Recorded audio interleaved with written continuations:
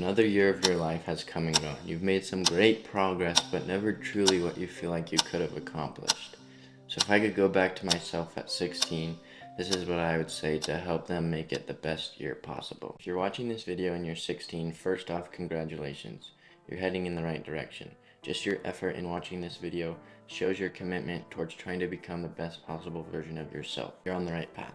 Next, I would say there are just 5 things that if I knew when I was 16, they could have completely transformed my entire year. These 5 things are taking it slow, focus is everything, not waiting for permission, who you surround yourself with can change everything, and confidence is built, not gifted. Let's get into those. Alright, number 1, taking it slow. Right now, you're super motivated, excited, and anxious to start working towards your goals and to become the best version of yourself that you can possibly be. Now, this is amazing, and you're headed in the right direction and getting better every single day.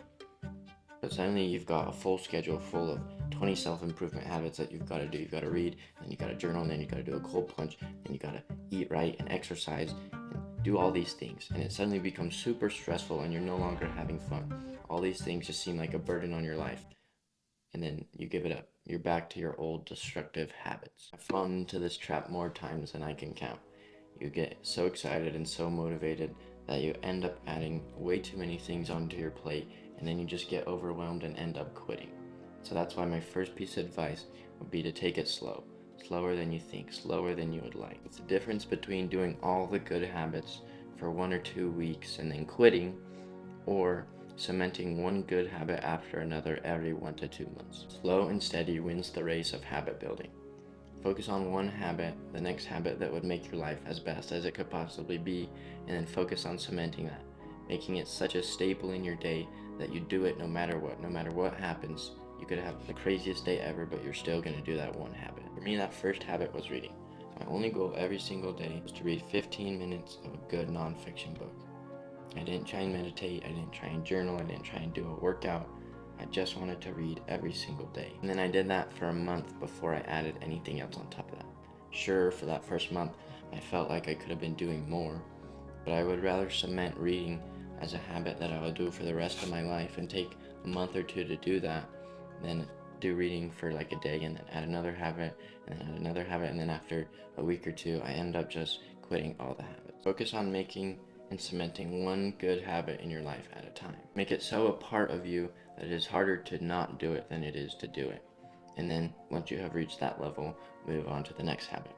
And then by the end of the first year, you've built 5 to 8 amazing habits. But if you did it the other way and you just started out with 8 good habits, and you do that for 2 weeks and then quit for 2 months, and you do that for 2 weeks and you quit for 2 months, and by the end of the year, you've only done it for say 2 months, when if you do it and you cement one habit at a time, and by the end of the year you've got these 5 to 8 amazing habits that you're going to do for the rest of your whole life. And because you're at the age that you are, those habits that you slowly built compound and turn you into a person that you never even thought that you could become. So here's the list that I would stack habits in.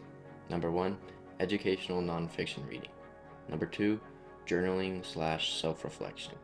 Anything where you can review and improve. Number 3, exercise. Number 4, dopamine detox / cutting out your biggest bad habits. Number 5, stillness, meditation, silence, a break from everything, whatever that means for you. And number 6, a purposeful project. Nothing else. Just for this year, focus on cementing those 5 to 8 good habits. Even 8 is a little bit too much unless you do it every 1 to 2 months and the habits just become an absolute routine in your day. Now let's move on to the second thing. Focus is everything. You can do everything right, have all the good habits, start to make progress in your life, but if you don't take care of the things, the negative habits that are affecting you and dragging you down, then you're never going to see the success that you want to see. You'll never reach your peak performance. I'm going to ask you a question. There's 2 options. You're going to be running a marathon, and you can either run the marathon with the best running shoes in the whole world, the shoes that the pros use to shave minutes off their time, but you have to wear a backpack full of sand, or you can run the marathon normally. You can run it with your normal shoes, water, etc. Which option would you choose? Which option would give you the better time? The best gear in the entire world, but you have to wear a backpack full of sand that weighs 20 or 30 pounds, or just your normal setup? This is the difference between going through life with the bad habits still attached to you, or getting rid of them from the start. You can't build momentum if you're constantly weighed down by distractions, quick dopamine, endless scrolling, and half-effort routines. You need to eliminate your backpack full of sand habits so that you can run the race without any hindrance before you start to add all the best gear in the world, i.e. the good habits. Your ability to reach success is not just dependent on your ability to form the good habits, but also to stay away from the bad habits. Every action that you take reinforces your identity. Every scroll, every distraction, every half effort, it all adds up. Every time you choose to do something, you're either casting a vote towards the person that you want to become or away from that person. So with every action that you choose to do, you're either becoming the person that you want or stepping away from them. Center your focus on these good things and block out all the distractions, all the bad habits. You have to protect your time like your life depends on it, because at the end of the day, it does. All right, number 3, not waiting for permission. With every year that passes, more and more you realize that you are the only one that can save yourself. Nobody else is gonna come and reach out a hand. Nobody else is gonna put in the hard work and then give you the success that they got from that. It's all up to you. Nobody is coming to save you. Not your parents, not your teacher or your boss, not some magical YouTube video. You are the only one responsible for your success.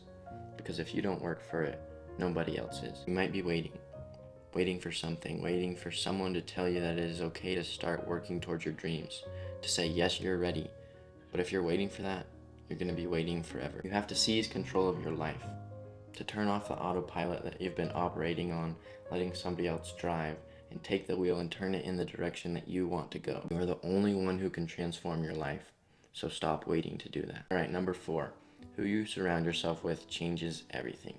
You've probably heard this quote before. It's maybe one of the truest quotes ever, and it is, you are an average of the 5 people you choose to spend the most time with. Jim Rohn. You become who you surround yourself with.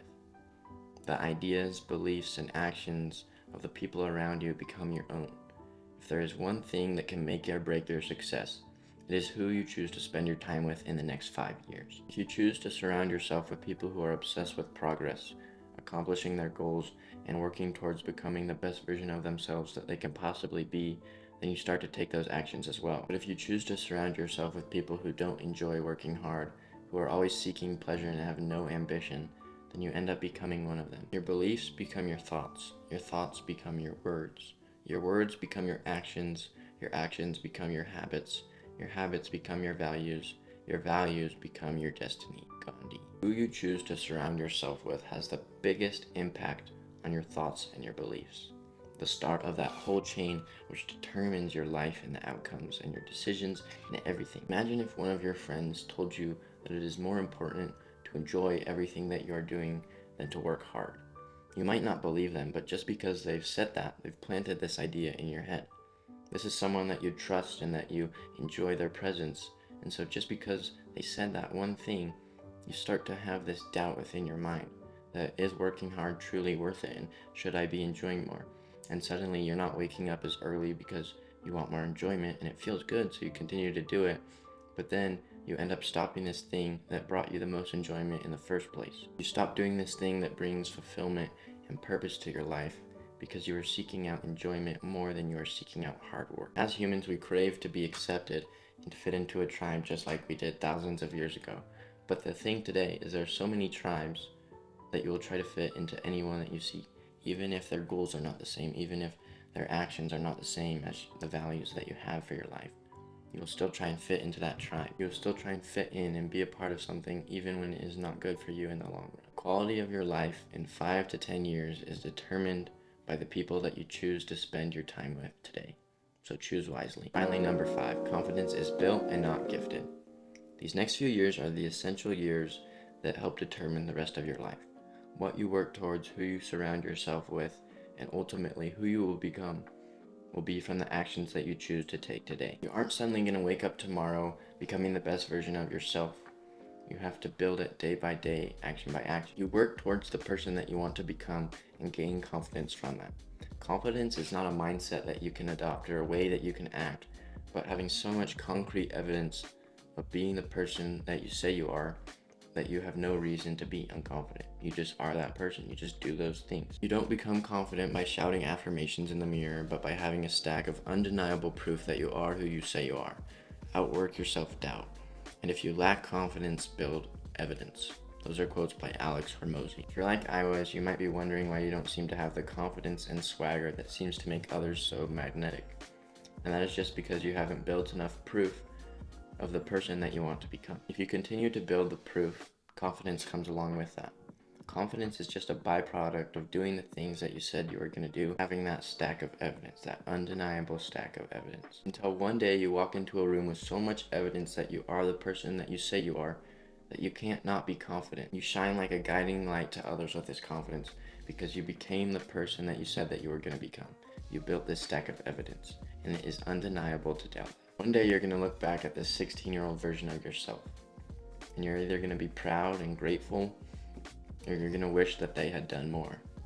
The choice is yours right now, so what are you going to choose to do? And remember, you can't change your life until you change what's in here. You got this.